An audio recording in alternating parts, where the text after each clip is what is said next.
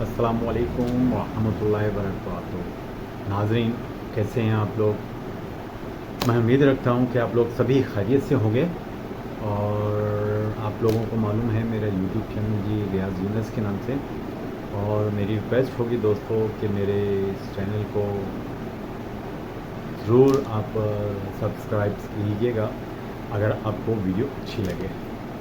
बहुत सारी वीडियो बनाई मैंने मोटिवेशन के हवाले से, ज़्यादा कुरान के अंदर रहते हुए और दीन और दुनिया को मद्देनज़र रखते हुए, और मेरी जो इस्तात है, जो मेरी काबिलियत है, या जो मैंने अपनी ज़िंदगी से सीखा है इस कुरान से, हदीस से, जो मेरी नाक़िस राय में, वो मैंने आप लोगों के सामने शेयर किया। और एक वक्त है हमारा तकरीबन 10-15 साल से हमारे अच्छे जो टैलेंटेड लोग थे, बहुत सारे अच्छे आलिम दीन थे, बहुत सारे दानिश्वर थे, बहुत सारे इस दुनिया से रुखसत हो गए जिनको ख़ास टारगेट किया गया था।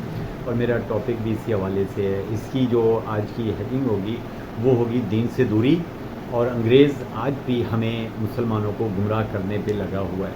और ये फैक्ट्री उसकी आज नहीं, पाकिस्तान बनने से पहले जब ये बरेसगीर पाक व हिंद जब इकट्ठा था, उस वक्त से ये लोग इनकी जो एक फैक्ट्री है जहाँ पे ये इनके लोग मुसलमानों के गेटअप के अंदर अपने लोगों को ढालकर उनकी तरबियत कर बहुत बड़ी इनके यहाँ एक दर्सगाहें बनी हुई हैं जो हमारे इलाक़ों में आके हम लोगों को गुमराह कर सके दीन से और अपने अच्छे लोगों से, यानी अपने अच्छे सियासतदानों से, फौज से, ब्यूरोक्रेट से, और आपस में एक दूसरे से गुमराह कर सके।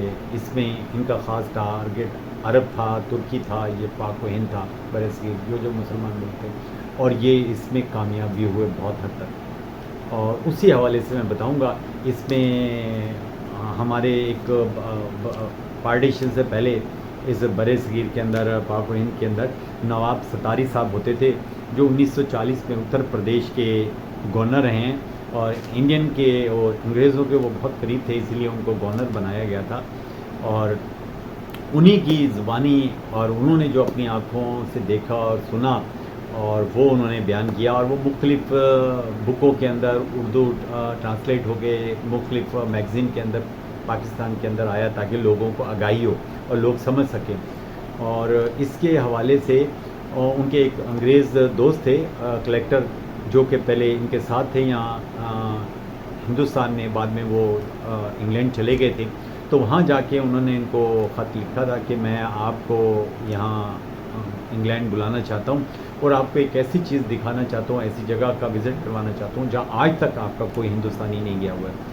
तब उन्होंने कोशिश की, इनका पासपोर्ट बनवाया गया, और फिर ये एक टाइम जो सेट था, ये वहाँ पहुँच गए थे। वहाँ पहुँचने के बाद उन्होंने इनको अपनी गाड़ी में लिया, और कितनी वो क्या कहेंगे, एक लंबे सफ़र के बाद उस मंजिल की तरफ जहाँ ये सब कुछ जो हमारे कहेंगे मुख्तलिफ़ शक्लों में आलिम दीन, मुख्तलिफ़ जो खैर खां हैं, जो मुख्तलिफ़ एनजीओज़ के लोग आके हमारे साथ यहाँ मिलते हैं, उनको किस तरह से ट्रेंड करके हमारे बीच में भेजते हैं, और फिर किस तरह हम गुमराह होते हैं। और बड़े इसलिए से सोचें, बड़े बड़े आलिम दीन, बड़े बड़े मुफक्किर जो हैं, इनके उस पर गुमराही में आए, और वो आज तक चला रहा है। और किस तरह इन्होंने हमें कुरान से दूर रखा, यानी असल था कुरान के अंदर क्या है, वो जो आगाही है कुरान की, क्योंकि अरबी ज़बान में ये छपा, अल्लाह ने अरबी ज़बान में इसको उतारा था, और कुल कायनात के लोगों के लिए था। लेकिन या तो अरबी आती हो, या इसका ट्रांसलेट किया जाए, और फिर हमें समझना चाहिए इसमें कुरान में अल्लाह हमसे कहता क्या है। वो जब किसी को आ जाएगा तो वो फिर गुमराह नहीं होगा, उसको कोई गुमराह नहीं कर सकता, मेरा ईमान है। तो उससे समझ से दूरी की वजह से वो हमें समझ ले बीच में हमारे आके, और हमें इस मकसद में अपने में कामयाब हो गए। और वो फिर मदरसों में यही चीज़ चली आ रही है, कुरान से हमें बहुत दूर रखा जा रहा है, यानी कि उसकी अफादियत से, उसकी मीनिंग से हमें दूर रखा जा रहा है। और इसीलिए आप देखेंगे कितने हमारे मुल्क के अंदर कितने हो गए, कितने फितने हो गए कि मैं बता नहीं सकता। और जिसमें आप गिलगित के अंदर देखें, आपस में नातफाकी होगी अहले तशरीक़ की और अहले सुन्नत वालों की। इसी तरह आप सिंध के अंदर देख लें, पंजाब में देख लें, बलूचिस्तान में देख लें, फाटा के अंदर देख लें, बाजोड़ एजेंसी, लोअर दी, कहाँ देख लें, हर जगह इस तरह से प्रॉब्लम खड़ी हो गई है।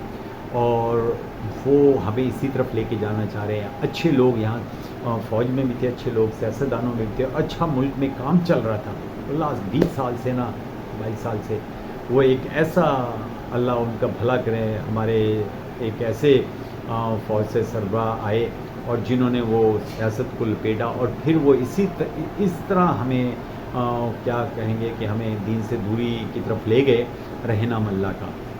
اور اس کے بعد ہم نہیں سنبھل پائے. ہمارے ہاں یہ 9/11 کے بعد بم بلاسٹ بہت ساری چیزیں ہوئیں, کراچی کے حالات خراب مختلف جگہوں پہ. بہرحال اس میں اچھے لوگ بھی آتے رہے اور اس کو فل کرتے رہے اس جگہوں کو.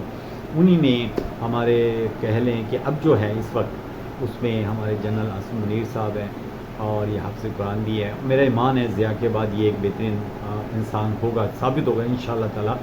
آپ دیکھیے گا اللہ تعالیٰ اس سے زندگی دے. اور نواز شریف صاحب, اب بھلے اختلاف ہوگا سب کو ہوگا لیکن میں کوئی ان کا اسپوکس پرسن نہیں ہوں. اس قرآن سے آگاہی کی وجہ سے ان کے بارے میں کہتا ہوں. کتنے اینکر ہیں ان میں کون سا سچ بول رہا ہے کون سا جھوٹ بول رہا ہے, اسی طرح کون سا سیاست صحیح ہے کون سا غلط ہے. اور جنہوں نے لوٹا ہے جنہوں نے کھایا ہمارے پچھلے 5-10 سال کے اندر, اب آپ ان کو دیکھیں گے کہ ان کی بربادی شروع ہے اور وہ اپنے انجام کو پہنچیں گے. ویسے بھی اللہ تعالیٰ 10-15 سال کے بعد بندہ نہیں ہلتا تو اللہ تعالیٰ کسی کو حرکت میں لاتا ہے اور صفائی کرتا ہے, اور وہ صفائی ہوگی اور اچھے لوگ آئیں گے انشاءاللہ تعالیٰ. اور یہ اللہ تعالیٰ اس ٹیم کو اپنی حفظ و امان میں رکھے اور آپ ضرور دیکھیں گے کہ رزلٹ دیں گے یہ. تو ظاہر ہے جو گمراہ ہو چکے تھے, جو بیچ میں گیپ تھا, اس کو اب یہ فل کریں گے. اور وہ انہوں نے عربوں سے بھی بات کی ہے, شریف نے بھی بات کی تھی, انہوں نے بھی کی تھی, ایک ٹیم کے طور پہ چل رہے ہیں.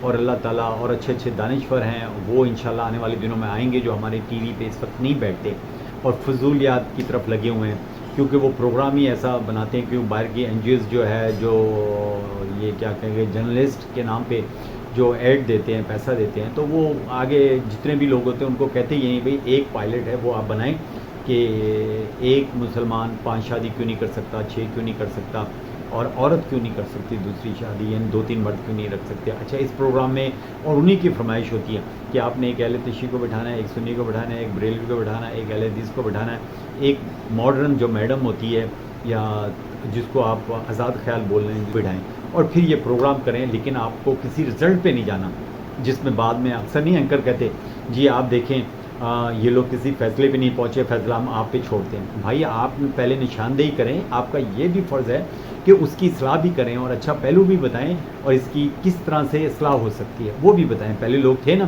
کوئی خرابی ہوتی تھی اس کا پھر بتاتے تھے, اس کی تدارک بھی بتاتے تھے. یعنی کہ ڈاکٹر کا کام ہے کہ ڈائگنوز بھی کرنا کیا اس کو بیماری ہے, پھر اس کو میڈیسن بھی دینا, تب وہ کمپلیٹ ہوتا ہے وہ اس کا جو مرض ہے کسی بھی انسان کا.